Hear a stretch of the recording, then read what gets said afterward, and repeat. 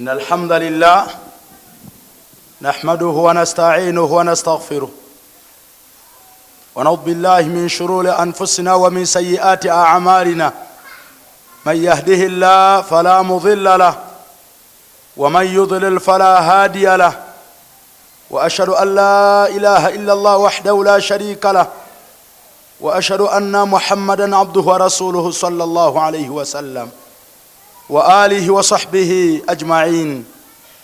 يا أيها الناس اتقوا ربكم الذي خلقكم من نفس واحدة وخلق منها زوجها وبث منهما رجالا كثيرا ونساء واتقوا الله الذي تساءلون به والأرحام إن الله كان عليكم رقيبا.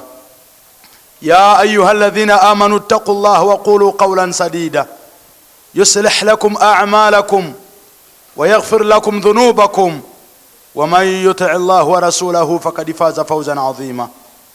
يا أيها الذين آمنوا اتقوا الله حق تقاته ولا تموتن إلا وأنتم مسلمون. فإن أصدق الحديث كتاب الله وخير الهدي هدى محمد صلى الله عليه وسلم وشر الأمور محدثاتها وكل محدثة بدعة وكل بدعة ضلالة وكل ضلالة في النار. سئل إمام مالك عن قوله تعالى الرحمن على الأرش استوى فقال إمام مالك الاستواء معلوم والكيفية مجهورة والسؤال عنه البدعة. وسئل أبو بكر الصديق رضي الله عنه أبو بكر كيف عرفت ربك فقال عرفت ربي بربي لولا ربي ما عرفت ربي. abaddu ba Allah n'abazaana ba Allah atenderezebwa Allah ebbanga lyonna akyatuwadde omukisa ogw'obulamu akyatuwadde omukisa ogw'obukkiriza ogutegedde woolina okubeera akaseera kano omwogereko omutendereze Allah omwebaza ebyo byakkoledde ate buli kyokola okikola ng'olina k'osinziira tosaala nga tolina nsonga k'osinziira kuba buli mulimu omuntu olina okugukola ng'olina ensonga k'osinziira ogambe kanyimirizeewo esswala tendereze ku Allah wange ampadde obulamu kansiibe omwezi gwa Ramadhaani nga gutuuse nsiibe ku lwa Allah ampadde ekyokulya emyezi 12 nga mpa mmere ye eva mu ttaka lye ampa amazzi agava mu nsulo ze anyambaze engoye eziva mu ppamba we. Buli kyokola kyonna ng'okikola olina ensonga k'osinziira. Buli lw'okola omulimu ng'olina k'osinziira ne Allah alina kw'asinziira okubeera nga naye akkolera ebibye. Kyova olaba omuntu buli lw'osaba Allah ng'oli mu buzibu naye ng'emabega obadde olina by'ozza okola ebirungi Allah yangu okwanukula. Agamba omubaka Muhammad sallallahu alayhi wasallam titegeera nnyo Allah mu kaseera ng'olina eddembe. Kola Allah byayagala mu kaseera ng'olina eddembe, mu kaseera nga teri akkaka bikola. Saala esswala y'ekiro nga teri akkase, saala salaatu dhuha laakanya nga teri akkase 2-2, saala baadiya ne qabliya nga teri akkase, nga si bya pressure nga teri akkase. Gwe bikolere Allah subhanahu wa ta'ala mu kaseera nga teri akkase. Yaarifuka fi shidda, ne Allah ajja bikolera mu kaseera ng'oli mu kazibu ng'olina k'osinziira uge nti Allah wange nga bwe nakola bwenti ne bwenti ne bwenti nange ntaasa kino na kino na kino.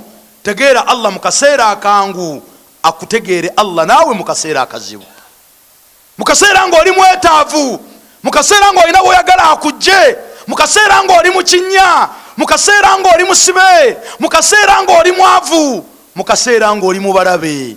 Tegeera Allah yaarifuka fi shidda, naye ajja kutegeera mu kaseera ng'omwetaaga ng'oli mu kazibu. Ekyokulabirako buli omu kyamanyi, mujjukire abasajja 3 abaali mu kinnya mu mpuku ejjinja ne libabikka. Mu kaseera akangu baakola ebyangu ne bakola nga byo bikola kusanyusa Allah. Akaseera bwe kaatuuka nga beetaaga Allah baakulembeza mirimu mirungi gye baakola nga teri abakase. Bali mu kinnya ejjinja libabuutikidde. Omu kuba aleeta ekiteeso kyowaayi tukoze tutya embeera gye tulimu nga nkambwe. Mujjukire mu kinnya mubaamu emisota, mu mpuku mubaamu bisiga, temuli esi. Obulamu bw'ejjinja bwanga bwakabuli buzibu, baggaddewo teri amanyi nti gye bali. Omu aleeta ekiteesaaga nti kye tuba tukola buli omu aleeteyo omulimu omulungi gwe yakola mu kaseera k'eddembe nga teri amukase, ng'omulimu ogwo agukola ku lwa Allah. Allah ayisizeeko twandibanga tusobola okuva mu jjinja. Buli omu n'aleeta kye yakola.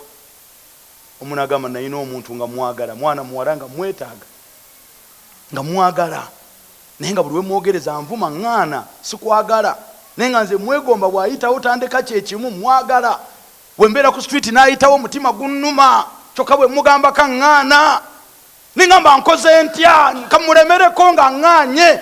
Allah n'aleeta ekyamagero enjala n'egwa nga nze nnina emmere, nze nnina bye baagala okulya ku kyalo nga nze natereka emmere mu biwagi bino bye bateekamu emmere.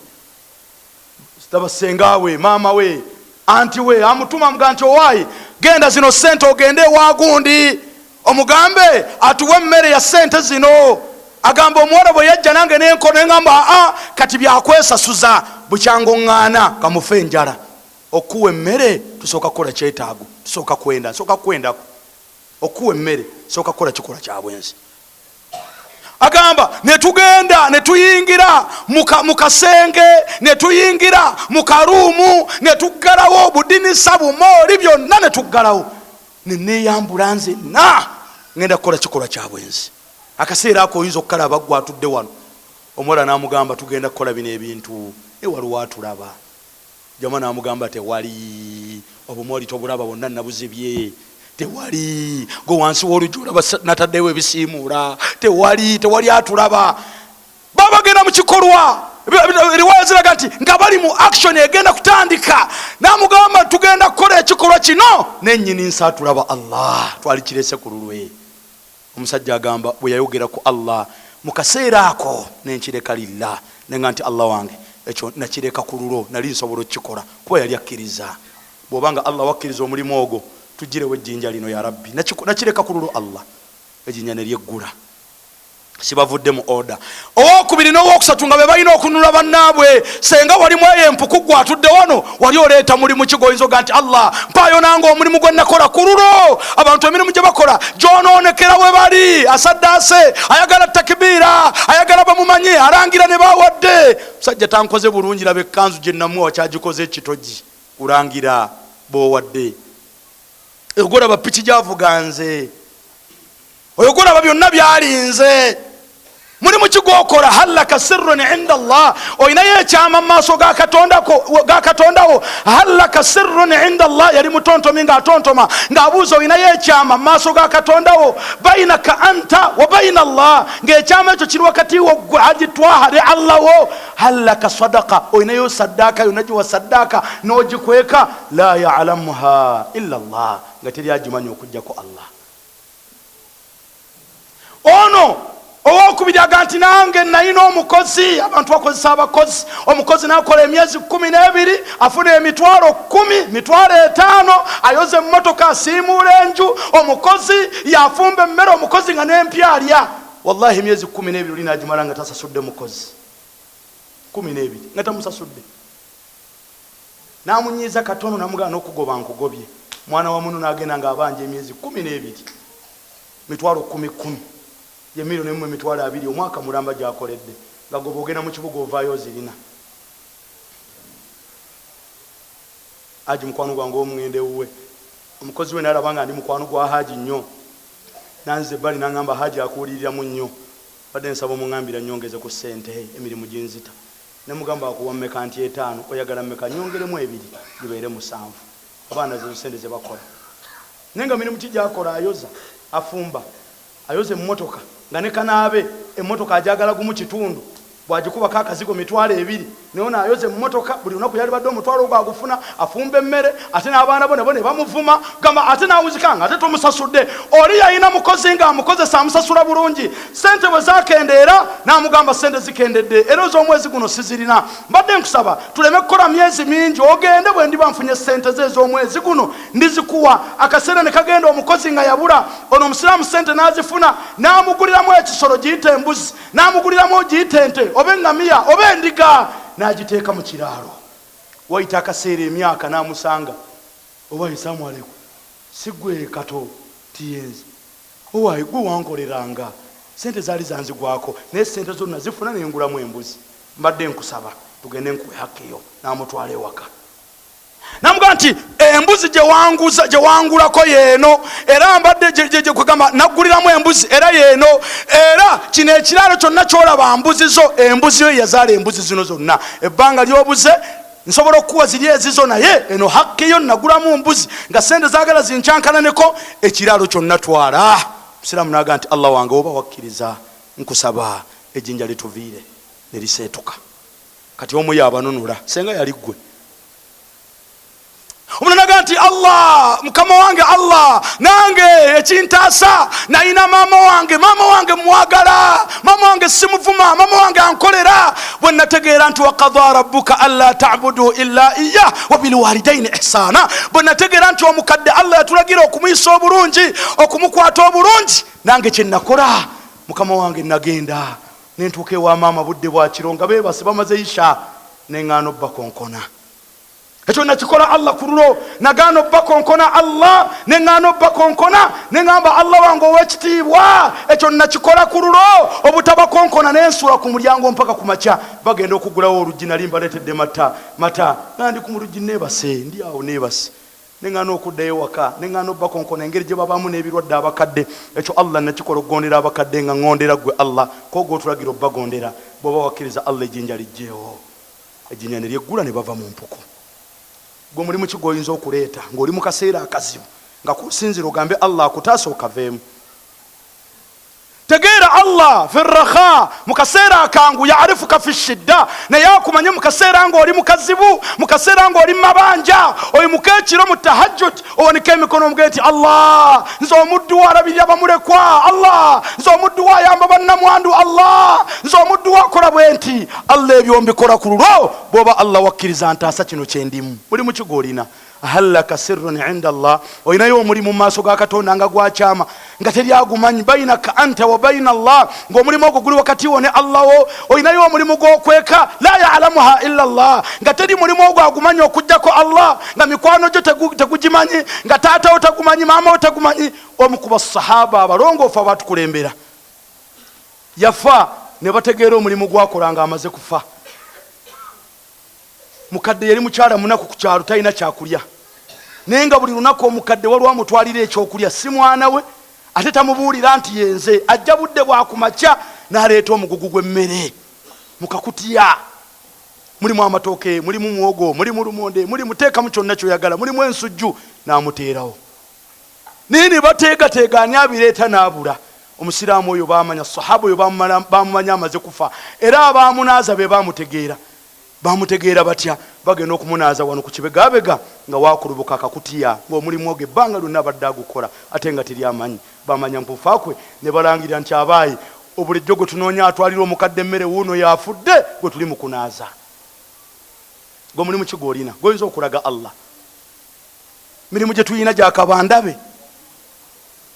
gyakabandabe bandabye batya abo tebansobola kanjooge abo basaaga bonna abo piki ze balina zange oyo mulekwa nze mumulabirira gwe kitaawo yafa nze kitaawo kiwulidde kati gwe zanya oba nze natta kitaawo tubayamba tubalangira muzikiti gwawo nze nsasula amasannyalaze awo wesibaawo ku muzikiti ate amazzi bagasasula gwoyinayo mulimu kigoyinza okulaga allah buli kyokola kyonna oyagala ensi ekimanye buli kyokola kyonna ku sitatasi nga kigendayo abo bemulaba ffe mulimu kigoyina ogw'ekyama tegeera allah mu kaseera akazibu yaarifuka fi shidda ne allah ajja kutegeera mu kaseera akazibu aqulu qawli hadha astaghfirullah li wa lakum wa lisai lilmuslimin min kulli dhanbi atabu min dhanbi kama la dhanba la astaghfirullah alhamdulillah wa bihi nasta'inu ala umuri ad-dunya wad-din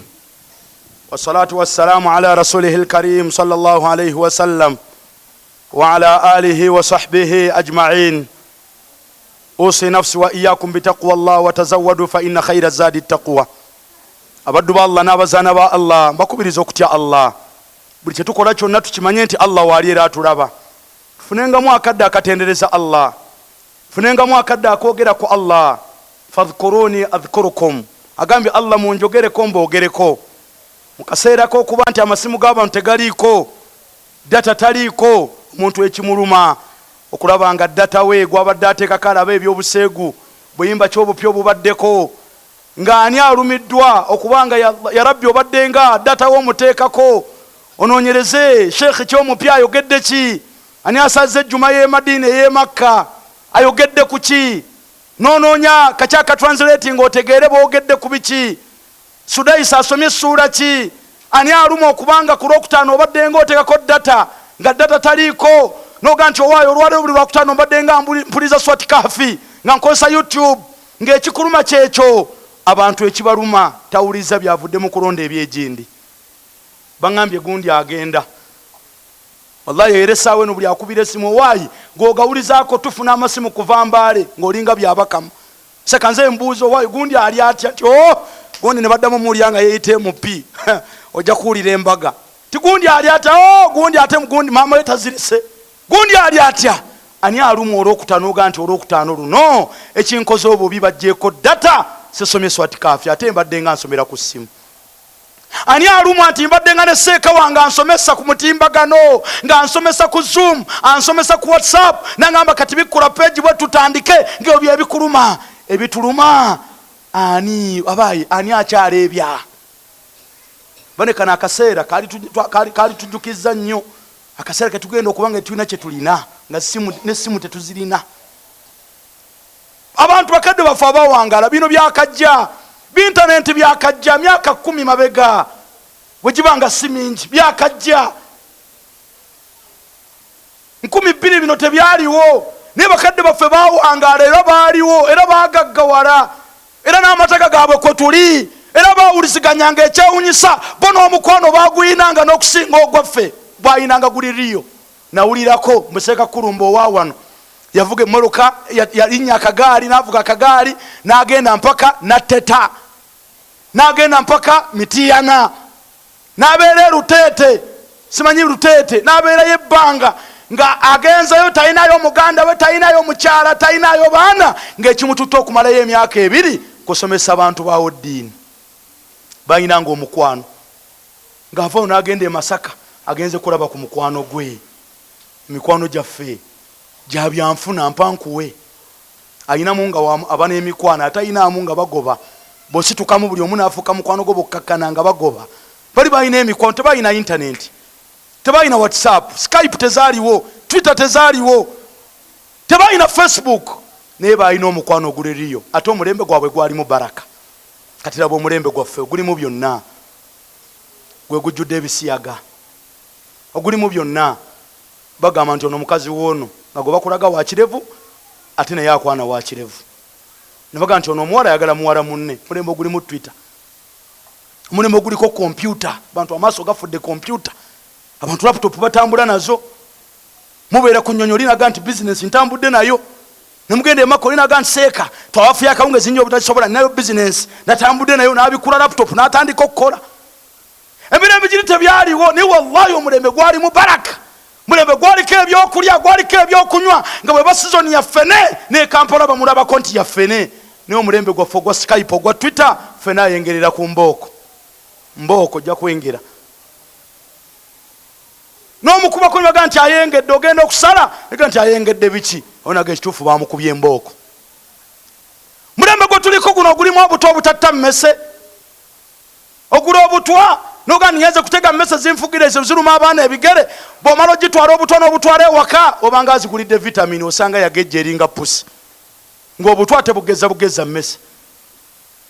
Guno omulembe ogulimu abaana abato abavuma abakulu nazzikuno emirembe giri egy'abakadde baffe okutwali Twitter okutwali Skype okutali gyali mirembe girimu baraka.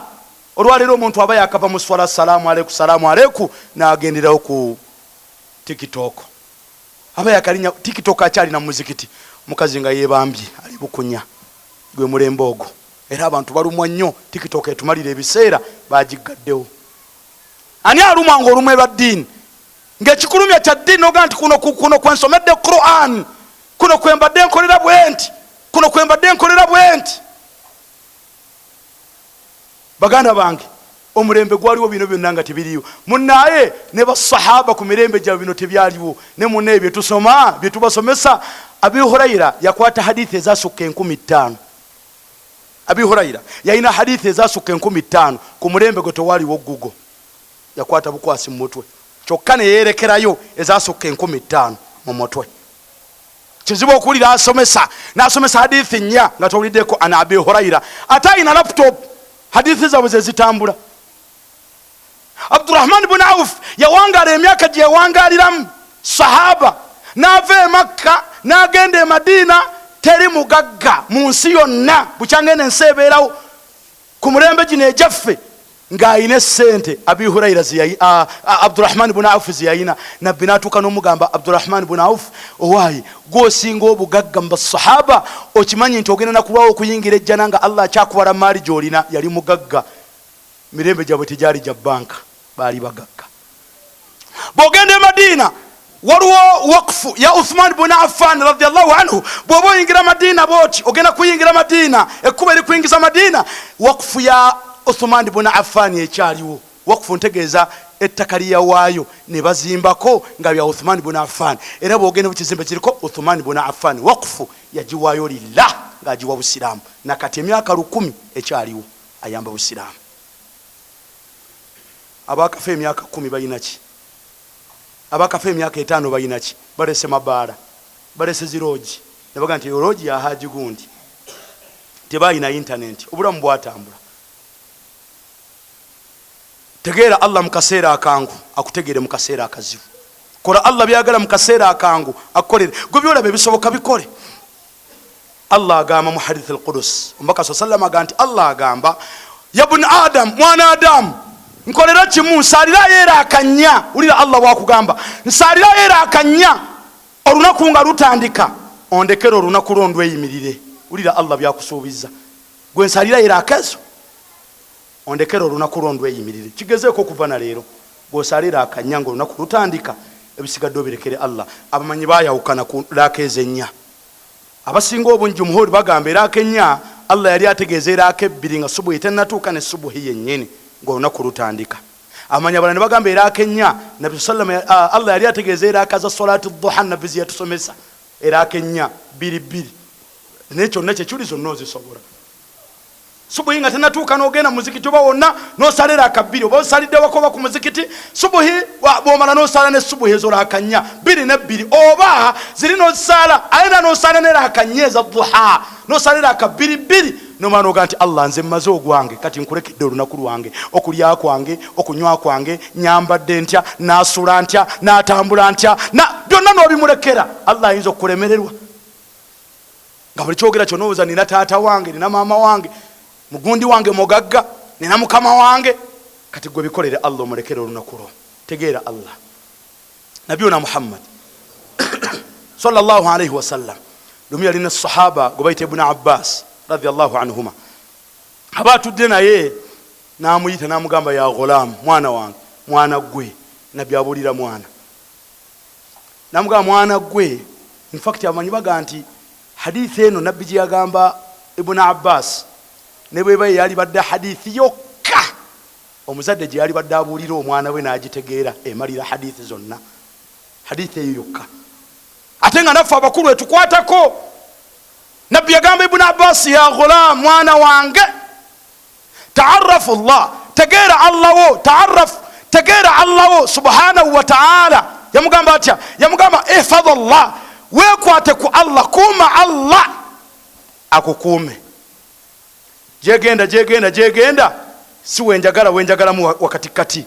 Yamugamba weesigamire ku Allah, buli kyokola kyonna weesigamire ku Allah subhanahu wa ta'ala. Naye ajja kukumalira mu kaseera akazibu. Bw'oba weesigama fasta'in billah, weesigamire ku Allah, tobanga kuwala wonna woddukira okujjako ewa Allah. Namugamba nti ne bw'oba osaba fas'alillah, tosabanga kitonde kyonna atali Allah. Namugamba mwana gwe, ensi yonna ne bwekuŋŋaana ayyanfa'uka bishay'in, ekugase n'ekintu kyonna. Ab'omukulumba ne beegatta, ab'ewambogo ne beegatta, mu Nsoba ne beegatta, ekibuga Kampala Central ne beegatta, Embaale nabo ne bajja, Mbalala ne bajja, bonna ne bajja ng'ekibaleese ayyanfa'uka, bakutaase. Oyo waffe ng'abantu Allah yagamba tebalina kibayinza kukutaasa. okujjako ekyo Allah kyeyakuwandiikako.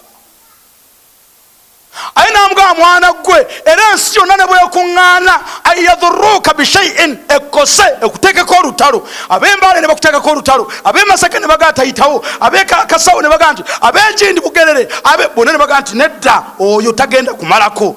Allah agamba, hadithi eyo egamba tebalina kye bayinza kukosa okujjako ekyo Allah kyeyakuwandiikako. Bwe beekomekereza n'aga nti ekkalaamu yawandiika, bwino n'akala, kalaamu n'esitulwa. Buli kyolina okuba mu nsi kyaggwa. Bino byennyini bye tulimu byaggwa dda, Allah yabiraba dda. Ekyewuunyisa n'ebyemyaka 2 mu emeka aliddako, okulonda okuliddako, Allah abimanyi. Kalaamu yasitula, bwino n'akala. Abantu babaddewo nga balina amaanyi, Mungu n'abikola mu byakusaaga. Gaddafi yaliwo, Mungu mu byakusaaga n'agenda.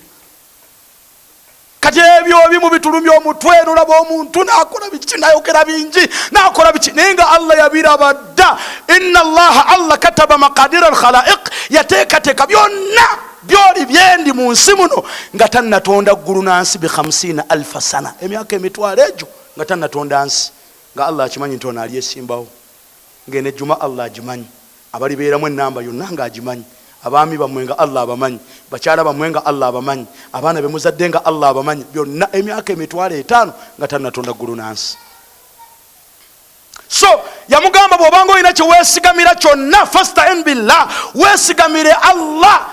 Amaanyi mugajje mu bantu, amaanyi mugajje mu bitonde, amaanyi gajje ku ssente yo. Bantu babadde ne ssente nga nnyingi ne bafanga pusi. Gwe birekere Allah. Abantu balaamira, n'omulaba nga akola, n'agamba nze abaana bange, nze buli kye nkola kyonna famire yange, nze tombuulira, nze nfa n'abaana bange. Buli oli n'ayogera ebigambo ng'olaba ali ku baana be, ali ku bakyala be, nze ne bw'olaba nkeera baana bange. Oli n'abeera mu Kampala ng'alinamu ebizimbe 6 naye ng'alinga omunaku atalinamu wadde ettooyi, ng'ebigambo by'ayogera okuduula kwaduula, ne bava mu nsi nga banaku, nga naye babaziika tebayinaawo. Bane Allah akola ebintu byonna yabimala. Nabadde ne mukwano gwange omu emakka eyo, mulenzi muto, nanyumiza nanga nseeka, wiiki ng'emu n'ekitundu emabega, nanyumiza nanga nseeka, twali makka, nanga nseeka Allah alina amaanyi. Kwa twatuuse emakka nanga ndi makka, eno ye Kaaba. Nanga nseeka, nze nava Rwanda. Rwanda nga tetulina kye tulina, taata wange omulimu gwakola alunda nte z'abantu. Naga nenzije e Kampala, natuukira Kisaasi, nembeera mu kantu katono nga nsala nviiri, nsalira mukama wange. Nembuuza ng'osulawo, nanga mu saaluuni. Nangamba era ekigendererwa ki mu kusala enviiri ng'alwana nnyo, kubanga tebalina we bayinza kuziikibwa, ng'akola nnyo Allah amusaasire, afuneyo kasente agule 15,000 ebe Masaka nga tabalira na mu Kampala, oba Masaka oba yonna wagigula, naye ng'agala nnyo Masaka road kuba baava Rwanda eyo. Naganga nwana nnyo nfuneyo 15,000 ngisibeko akatimba, manye nti bye ebijja mbimaze, kati katunoonye bwe tunaaliira. Naye nangamba bwe tunadde e Uganda nja kulaga Allah kyeyampa, namusaba 15,000 nkulage kyeyampa. Bwe twakomyewo nengende waabwe Lukayo yingira munda nga yagula lika 68 n'ateekako ne faamu, n'agamba taata we nga bwe walundiranga abantu nawe abalaalo mbaleese bakulundire. Nagamba nze saasoma nnyo, era bw'omusaba empapula nnyo ezo zintuma sizirina. Mu kyanja muno alinamu ebizimbe 5 eby'amaanyi. Naawe ekyambukanga ku mbuzi, ekizimbe ekisinga okunyirira kike.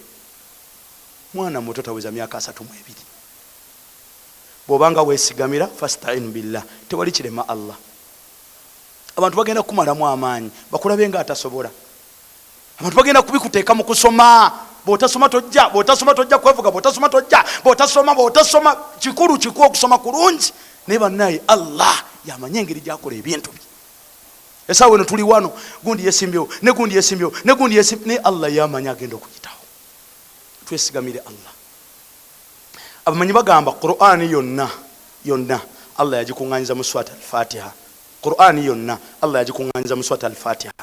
Kati al-Fatiha yonna Allah n'agikuŋŋaanyiza mu aya emu egamba iyyaka na'budu wa iyyaka nasta'in. ya aya. Era omuntu bw'aba asaalawo esswalayo weefiira oba weetuukira. Kwabula ogamba alhamdulillahi rabbil alamin nga Allah addamu, arrahmani rrahim nga Allah akwogerako naye, mubanga abawogera naye, maliki yaumiddin nga ne Allah akuddamu. Kasita ogamba iyyaka na'budu wa iyyaka nasta'in nga Allah alaba oli mufere oba oli mutuufu. Iyyaka na'budu kitegeeza iyyaka gwe Allah gy'oli, ka na'budu gwe tusinza, wa iyyaka nasta'in eyo aya etegeeza babadde bakugoba.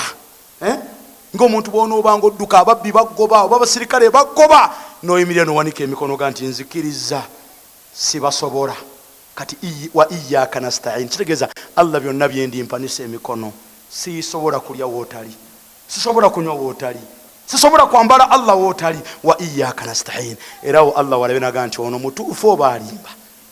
Lwaki ogamba iyyaka na'budu osinza nze nga wansi w'ekitanda olinayo ebibbo? Lwaki ogamba iyyaka na'budu naye ng'ate wallahi tosaala okomye ku jjuma? Lwaki ogamba iyyaka na'budu wa iyyaka nasta'in ng'ate bw'olwala ogenda mu masabu? Olimba oba oli mutuufu? Tolimba. Omu ku bamanyi abatafusiiri w'amaanyi, omu ku baseeka benneesiga b'osobola okulikomendinga bw'oba olina ekitagadde mu masala g'osobola okukubira, bamuyita Seeka Kasimu Kiyingi.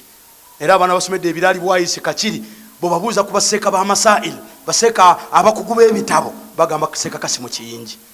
Naye twamukyazaako wali ku ofisi nawo studio, omu ku baseeka bange n'amubuuza ekibuuzo, n'amugamba owaayi Seeka gw'osomye ebitabo bingi nnyo, n'ebitabo ki by'owulira nti kino ekitabo kigamba naga nti olidde mu woteeri nnyingi mu Uganda, woteeri ki gye wali oliddemu noga nti Seeka bamubuuza kitabo ki ky'owulira ng'owulira yagamba waliwo tafsiri yayogera ebitabo bibiri, ekiyasooka yagamba tafsiri ya Baghawi, eyo teyandeka kyekimu.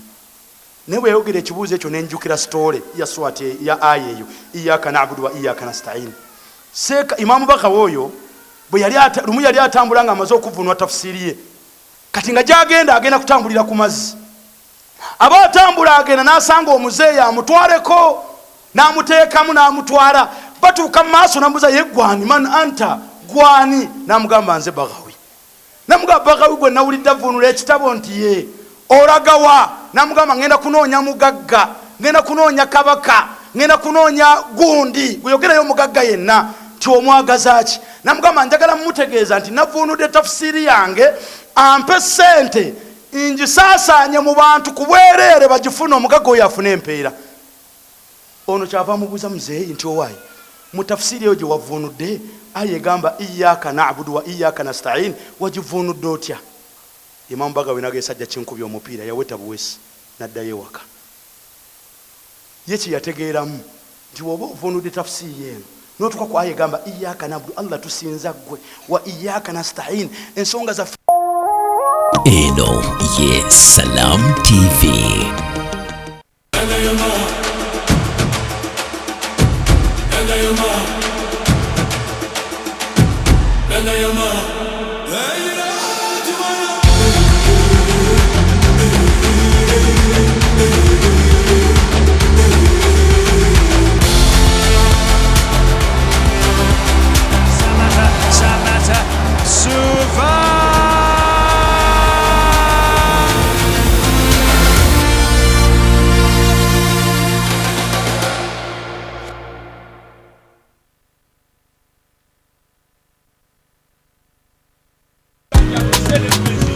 You used to tell me that I don't make you happy.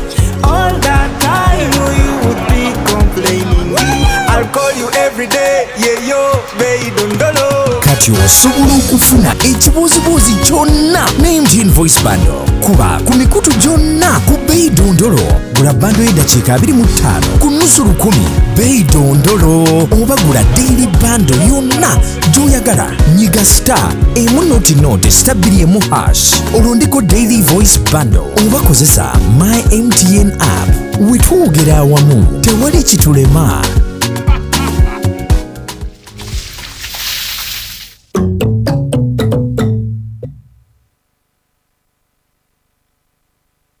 From 2 rooms in 2008 to East Africa's multimedia powerhouse today, we have told Uganda's stories, informed, inspired, and transformed our nation. Now, as we begin a new chapter, we are opening our doors once again, inviting Uganda's best suppliers and service providers to work with us. Next Media invites eligible and competent firms and individuals to submit bids for provision of goods and services for the financial years 2026 to 2028. From ICT and creative services to logistics, insurance, and events, 51 categories of opportunity await. Visit our website and social media platforms for full details on how to participate. Partner with Next Media. Together, we inform to transform. Assalamu ala rasulillah sallallahu alaihi wasallam. Ngabo tugamba bannange nti tukuume emirembe mu nsi. Maka gaffe kumulirwano n'owalala owatali mirembe muganda wange tosobola kusaala, tosobola genda kukola hijja, tosobola genda kukola umra. Ibada zonna nga weziri tozisobola zikola nga tewali mirembe. Gamba ng'okukoola abantu okujja eri obusiraamu, ngamba okubasomesa tebiyinza kubeerawo nga tewaliwo mirembe. Kyenva tusaba Allah tukumire mirembe mu ggwanga lino, naffe tubeere ba mirembe inshallah. Jazakumullahu khairan, barakallahu fikum. I choose peace.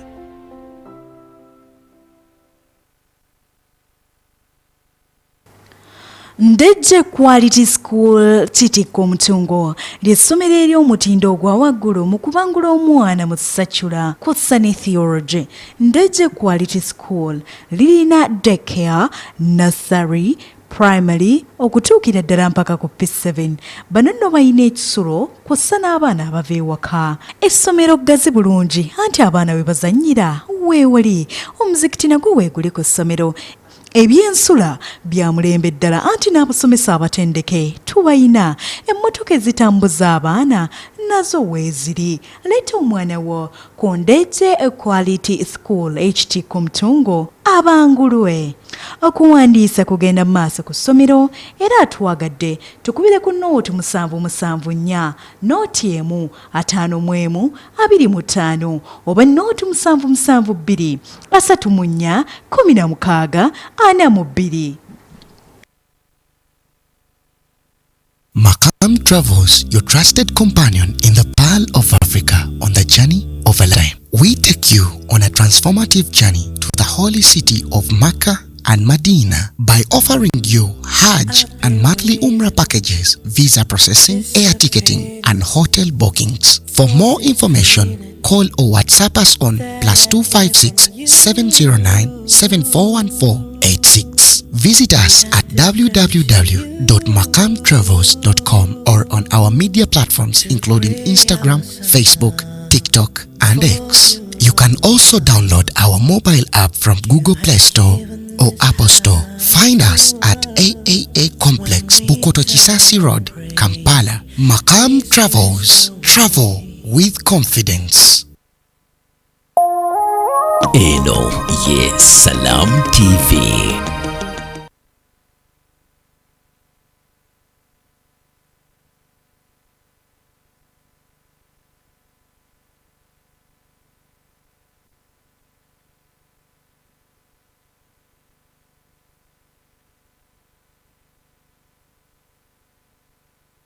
Zonna gy'oli ddala g'omuntu avunudde Qur'an gw'olina onoonya kabaka oba yalina okukunoonya. Ddayo ewaka naawe, naddayo ewaka. Aba ali awo amawulire ne gatambula nti Imam Bagawi yavunudde tafsiri ya Imam Bagawi, ne bamunoonya kabaka yennyini onanoonya namugamba nkwegayidde nkusaba okkirize ekitabo ekyo nkiteekemu ssente nkivunule. Amin kisaasaanye mu bantu. Era emu ku zitafasiri ennungi oba mu bitabo by'okuvunwa Qur'an ebirungi by'onsobola okulikomendingira owulire nti tafsiri ya Bagawi. Iyyaka na'budu wa iyyaka nasta'in. Femi twagituluma kati omuntu abeera wano oba naalya ki oba naanywa ki oba naakola ntya oba ebitutawaanya biri ku mitima gyaffe. Mitima gyaffe teginnategeera Allah yaani, man huwa Allah, Allah yaani. kasotegeera Allah yani omutima gwo n'oguwa Allah wallahi okulyako kugenda kubatiki. La tasalni rizqi ghad, tonsaba riziki yancha. Allah tomusaba riziki yancha nga bw'atakusaba naye swala yancha. Ani Allah gwe yali agamba empungu essaawa eno n'ogeza ofiira wano Allah tayinza kukocha mu tewasadde aswiri kati ffe tumubanja aswiri. Olidde ekyemisana ate omutima gukuluma kyaggulu. Wekyemisana gwokyewadde olina emyaka emeka wakasula enjala emirundi emeka gwe waliwo walina okubeera gwe byozoyitaayitamu gwe wali omanyi tolibeera ne mukulumba. Muzaalibwa Mbaale, muzaalibwa Bugerere, muzaalibwa Bugiri, muli bannamasaka wallahi tuva wala ne Allah buli omu namukasuka nakasukako mukulumba nakasuka muno mulimu bannyinimu bakulumba mune ekyewunyisa ne bannannyinimu be baatuuma amannya gaamu tebali mu nsi. Ffe ekitulumya emitwe mutwe ne gukuluma naalyaki abaana banaasoma batya emirimu gwe wakulu omanyi nti olibeera enjiniya. Ojja kwekanga ne bubaalinga muyimba obuyimba bw'essomero nga bakuleeta njagala kubeera wayogera birala Allah n'akufuula birala. Wali wagala kubeera kino Allah n'akufuula kino. Gwani yasoma Kuraishi munsoma kubeera wa boda wakakana Allah akutadde ku mayembe abiri ama ogenda Allah n'akuteekaawo. Buli muntu Allah yamanyi byage byonna bya Allah era abamu tuli wano emyaka 3 tugenda kuvaawo wano nalabye eggulo mu kulonda abantu abaatubulako buli muntu ngumbuze we bazaalibwa kuno twakula nabo owayi waddawo twavaamu tuli eyo ennaasa natazaalibwa Allah gye yamukasuka ensi mugirekere Allah yagimanyi iyyaka na'budu wa iyyaka nasta'in. Ensi tekulumya mutwe togenda kuva mu nsi nga Allah kyagenda okuwa takikuwadde. Tolumya bantu lwa duniya totta bantu lwa duniya. Eduniya nnyiniyo ye Allah. Buli kimu kyoyina mu nsi akimanyi kyogenda okubeera mu nsi akimanyi abaana bo kye balibeera mu nsi akimanyi omukyala gw'oli wasa mumanyi abaana b'olizaala abamanyi olizaala mulenzi olizaala muwala.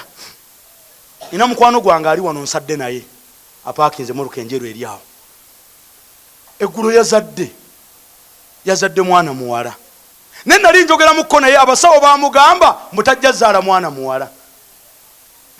Abasawo bamugamba ye kenyini n'akingamba era nga munakuwavu tajja kuzaala mwana muwala era kye baamugamba tojja zaala mwana muwala okusinza abatukebedde wenna toyinaamu mwana muwala jo yazadde muwala. Bya Allah si byabasawo n'abasawo bafa ne bagamba nti abadde omukugu mu kujjanjaba emitima yafudde mutima. Abadde omukugu mu kujjanjaba kino yafudde kiri. Iyyaka na'budu wa iyyaka nasta'in. Bya Allah omu ku basajja yali mutemu era nga alagira bateme naye nga bw'aba agenda okutemula ayita abasajja abatemuzi n'abawandikira obupapula bubiri bagenda okutta nga musimba layini kati nga munaabeera mu muzikiti wano mwenna kati baagala okutta nga gwe otwala akapapula ewooli omutemi bw'okatuusaayo tokasomaako oli agenda okutema yakasoma naye nga kubako ebigambo bibiri yutolak oba yuqtal. Yutolak oyo mute omulala yutolak yuqtal yattibwe. Omusajja omu yajja yali mumanyi omu ku bamanyi ba umma n'awandiikako nti yuqtal oyattibwe. Bwe yatwala akapapula ne bikyuka mu kutambula kapapula oli agenda okusoma ng'alaba yutolak yawandiise yuqtal oyo bamutte agenda tuusa akapapula ow'omusazi w'omutwe nga kaliko yutolak ateebwe. Kabaka agenda okulaba n'agamba ayo akomewo naddamu n'awandiika kalala yutolak. Yawandiika yuqtal agenda otuusa nga kuliko yutolak ateebwe n'awandiika ogwokusatu. Bwe yamaliza namugamba nti owaayo akapapula kenkuwa kempono kaliko yuqtal ate lwaki ndaba yutolak lwaki omuta? N'agamba nti wakatuusa wano ndaba yuqtal. Kyava mugamba nti wallahi ma aradtu illa qatla oyo siina kye mwagaliza okujjako okufa naye Allah alabika tannatuusa kufa kwe muleke tattibwa. Wama kana linafsin an tamuuta illa biidhnillah.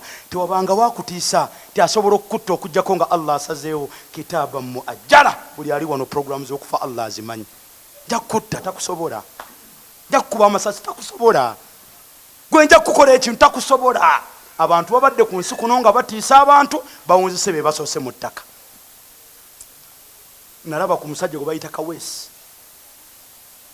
awe nakasero waliwo ebyaliwo byasiramu nakasero n'agamba mwe tugenda bakwata. Wallahi Mungu n'amugerera nga tannakwatayo, Allah n'amutwala. Tewali ayina maanyi gasobola kutta muntu nga Allah tannasalawo. Tewali ayina maanyi gayinza kutaasa nga Allah tannasalawo. Tewali ayina maanyi gayinza kukola kintu kyonna gwe nkolera kimu, byonna byoli bikwase Allah, byonna byoli bikwase Allah. Omwana omukwano gwange nali naye Makka eyo, naŋŋamba yali mu ofisi mwakola, naye nga waliwo amulwana n'ayogera ekigambo ekimugamba gwe ngenda kukuteekako amaanyi wano walina okukulema. Oli n'amugamba wallahi Allah wange ng'akyali mulamu tojja kunsobola. N'amugamba osaaga ngenda kukulemesa ne Allaho. Omwana we namutwala e Makka yasaba n'agamba Allah, omuddu oli ayogera mumanyi amaanyi g'ayina, ali connected, ayina connection. Omwana n'ayogera n'agamba nti Allah wange nze ndi connected gy'oli, nze nina ggwe. Ye ayina connection endala, Allah nze nina ggwe. Nsaba zaabika emipiira. Bwe twogerera ono baamufuula boss. Bwe baamufuula boss yasooka ggoba ono. Eyali boss oli baamusabusa, ono ne bamulinnyisa ng'oli kyalina osooka okukola ate ggoba ono. Ate ng'ono olina kwetonda nsonyiwa byonna, ndekera omulimu. Namuga genda. Tebakusobola Allah waali. Ekikulumya omutwe gwe tonnakkiriza. Tebalina kye bayinza kukola nga Allah waali. Allah akoze ebintu byewuunyisa. Allah akoze ebintu mu nsi. Nabadde ne kooki w'omupiira eggulo. Naku nga ku Tuesday olwokusatu ewa Hamu awo bamuyita Kaddu nga nnyumiza kadale. Naŋŋamba ebya Allah byewuunyisa. Allah asobola okukugaggawaza ng'omukisa gwe gugenda kujjira mu ddakiika emu oba seconds bwe ziti. Naŋŋamba Uganda Cranes yali ezannya. Waliwo omusambi bamuyita Patrick Kaddu. Naŋŋamba nga bawonisa ekipande bwe bati nga gwe bagenda okujjayo. Ne bawonika ekipande bwe bati nga gwe bagenda okujjayo.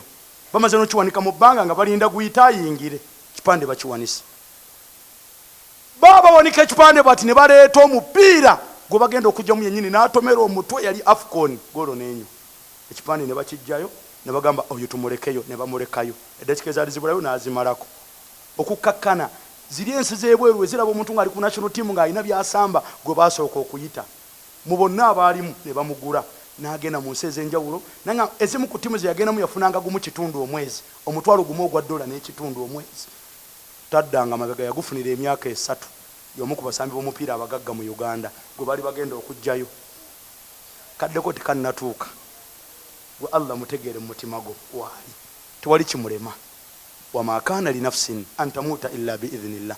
Tewali ayina maanyi gayinza kujjula muntu okujjako nga Allah asazeewo kitaaba muajjala. Buli kimu Allah yakimala dda. Nga maliriza na hadith eno. Mbaka Muhammad sallallahu alaihi wasallam yagamba man kanat al-akhirah hammahu. Buli omuntu lobeerawo nga enkomerero yo ye target yo, buli lobeera mu nsi muno nga ebigendererwa byo buli kyokola kyonna oga ne bwe nazimba nja kufa, ne bwe nawosa nja kufa, ne bwe nakola nga kwegamba otunula muno oga bino byonna byendimu bya dunia kankole naye tebinzija ku Allah nga tageti eri mu Allah. Buli kyenkola ngenda kubba bana abantu ne Allah.